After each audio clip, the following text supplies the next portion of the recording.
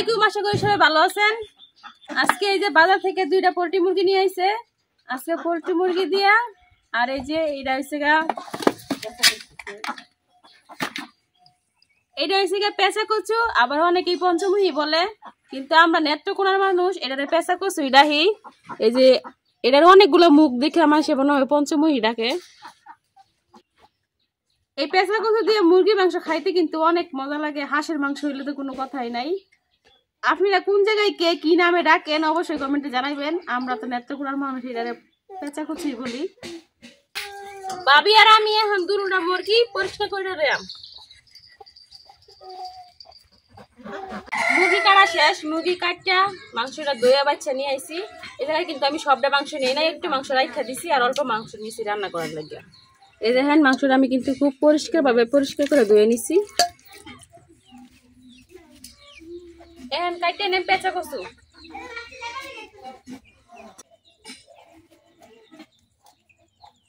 কচুটা আমি অল্প অল্প করে নিছি, অল্প নিয়ে সিলাই লইতেছি। এখন সিলাইয়া পরে টুকটাক করে কাটটা নিয়াম। এই কচু দিয়া কিন্তু মুরগির মাংস অনেক স্বাদ। আমি কিন্তু সবটা কচু সিলাই নিছি। দেখেন কত বড় কচুটা আছিল আর কতটুকু হইছে। ভিতরটা কিন্তু অনেকটাই নষ্ট আছিল, কিছু করার নাই। নষ্ট থাকলেও বাজারটা জিনিস কিনে আনলে এরকমই হয়। এখন আমি মাংস যেরকম সাইজ এরকম সাইজ করে কাটতে নিয়ে এই যে এরকম করে কাটতে নিতেছি।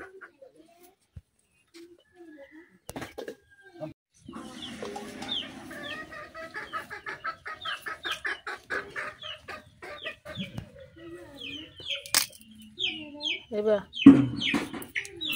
ছোট হয়ে যারা বেশি।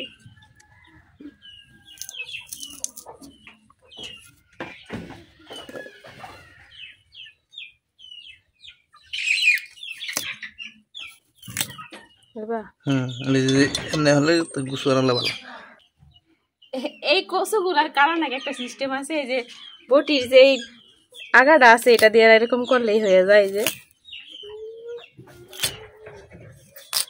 আর কি এক সমান হইতো না, কিন্তু এই কচুটা নাকি এইভাবে কাটে। এই যে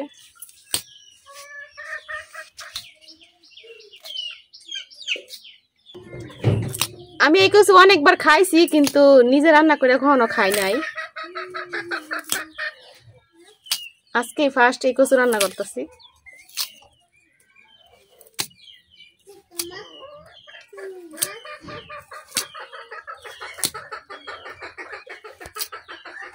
আমার এই পেঁচা কচুটা কিন্তু কাটা শেষ। এখন আমি লবণ দিয়ে ধুয়ে নিলাম। দিয়ে দিতেছি লবণ দিয়ে হালকা পানি দিয়ে একটু বসে নিলাম। এভাবে বসলে কি হবো, কচুর মধ্যে কিন্তু একটা বিজল ভাব আছে, ওইটা যাইব না। দেখেন কচুর থেকে কি সুন্দর সাদা পানি বেরোইছে। এই যে পানিটা কি সুন্দর সাদা, এটা কিন্তু সব কচুর কষটা যে ওইটা বাড়িছে।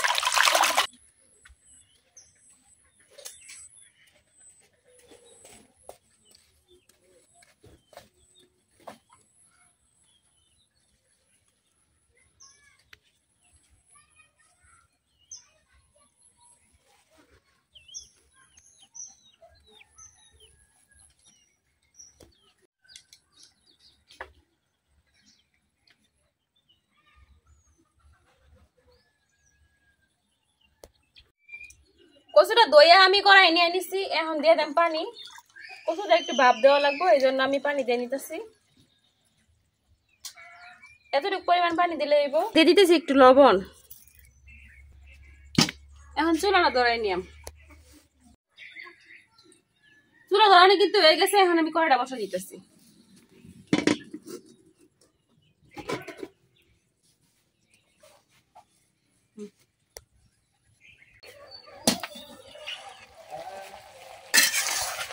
কচুটা কিন্তু ভাপ দেওয়া হয়ে গেছে। এখন আমি নামাই নেম।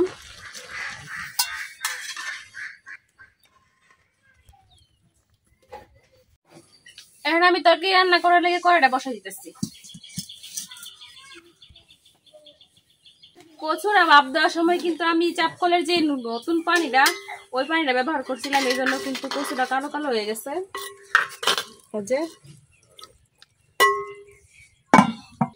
কড়াইটা কিন্তু গরম হয়ে গেছে, আমি কড়াই তেল দিতেছি।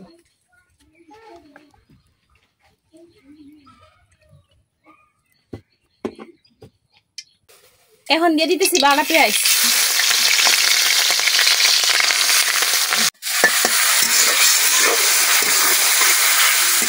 এখন দিয়ে দিতেছি কিছু গরম মশলা, দারচিনি, এলাচ, তেজপাতা।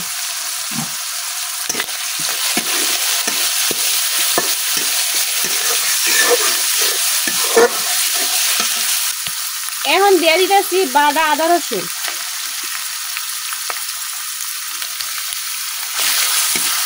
আদা রসুন একটু ভাজে নিলাম।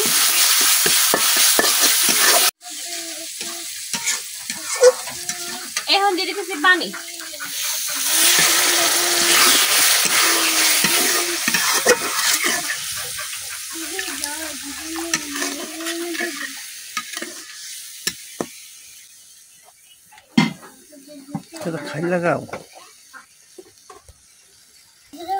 এখন এক এক করে সব গুঁড়া মশলা দিয়ে দিলাম।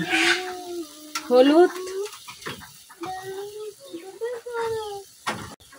মরিচ,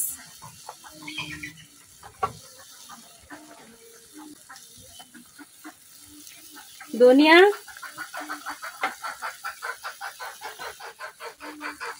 লবণ,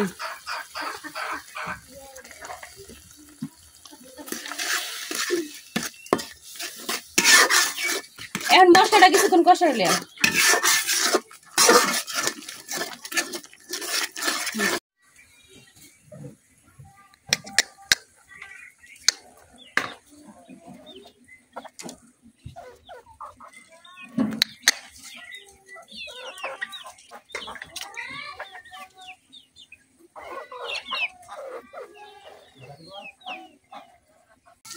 আমার মশলাটা কিন্তু কষানো হয়ে গেছে। একবার উপরে দিয়ে তেল ছেড়ে দিছে। এখন দিয়ে দেব মাংস।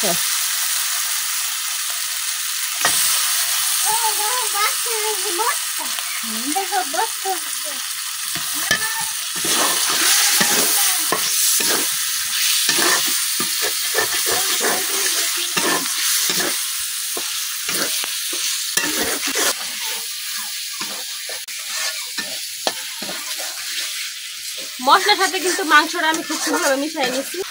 এখন দিয়ে দিলাম বাপ দিয়ে রাখা কচু। কচুর সাথে মাংসটা খুব সুন্দরভাবে মিশাই দিলাম।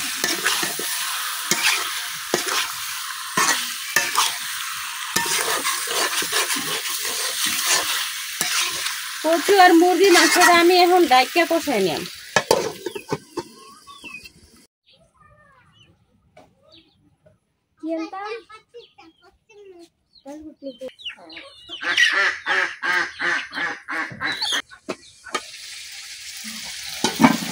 মাংসটা কিন্তু কষানি হয়ে গেছে। এই যে একদম উপরে তেল ছেড়ে দিচ্ছে।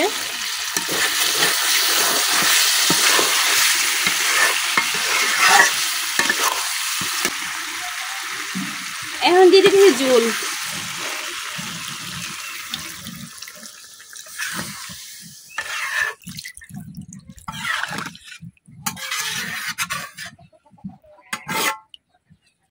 আমার ঝোল দেওয়া কিন্তু হয়ে গেছে। এখন আমি ডাইকা তরকারিটা রান্না করে নিলাম।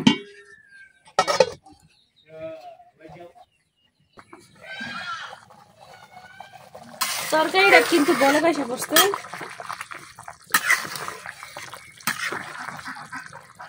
আর এই যে কচুটাও কিন্তু খুব সুন্দরভাবে সিদ্ধ হয়ে গেছে। আর 2-3 মিনিট রান্না করলেই হয়ে যাবে আমার তরকারি। এখন ডাইকা আর 2-3 মিনিট রান্না করে নিলাম।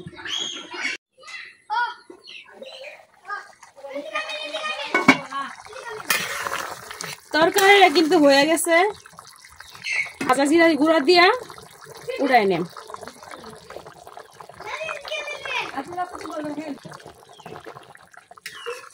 আমার জিরা দেওয়া হয়ে গেছে। এখন কিন্তু তরকারিটা পুরোপুরি রেডি। এখন আমি নামাই নেম।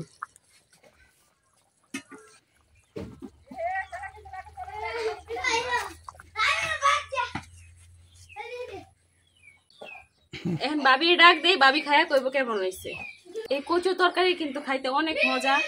যারা খাইছে তারা তো জানে এই কচুর কি স্বাদ, আর যারা না খাইছে তারা কিন্তু জানে না এই কচুর যে কি স্বাদ।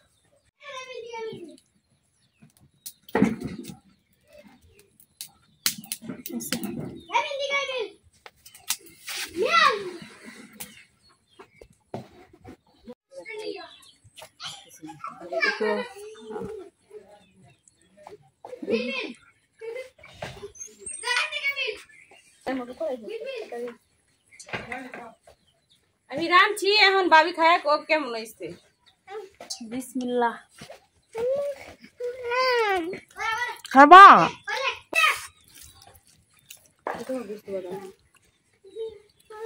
সোনা রান্ধলে আবার বেমজা কোন যাইব মুরগির গুস্তু দা পেঁচা এই যে গরম গরম ভাঙছি পেঁচা কচু দা মুরগির গুস্তু দা রাঁধছে, মজাই লাগে তরকারিটা আমার ভিতর মজাই গেছি।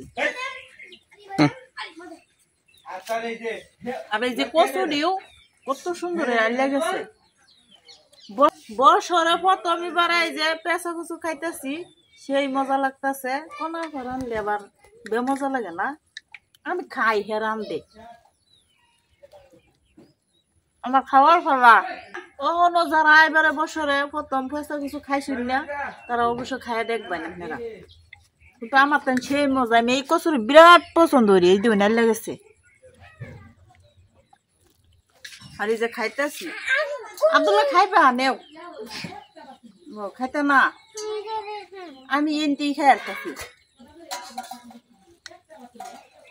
আব্দুল্লাহ আবার গুস্তু এমনিতেই খাইতো না, তরকারির মধ্যে ওরা বাজি করে দিতাম, এই জন্য লাগে অল্প করে গুস্তু মশলা মাখায় রাখা দিছিলাম, এখন এগুলো বাজি করে দেয়। আমি গুস্তু বাজি জীবনও খাইছি না, গুস্তু খাইছো না তোমার দেখছিও না। আমি খাইতেছি এই যে দেখুন বড় বড় ডুমা কোনা আমার দিছে আর খাইছি আমি। এই যে এখন দুই ডুমা আছে, এই যে বড় বড় ডুমা আমি খাইতেছি, সেই স্বাদু। গুস্তু বাজি খাইবো, হ্যাঁ আমার দেখাইতো না। এই যে আব্দুল্লার জন্য কিন্তু মাংস ভাজা হয়ে গেছে, খুব কম মশলা দিয়ে ওর জন্য মাংস ভাজি করি।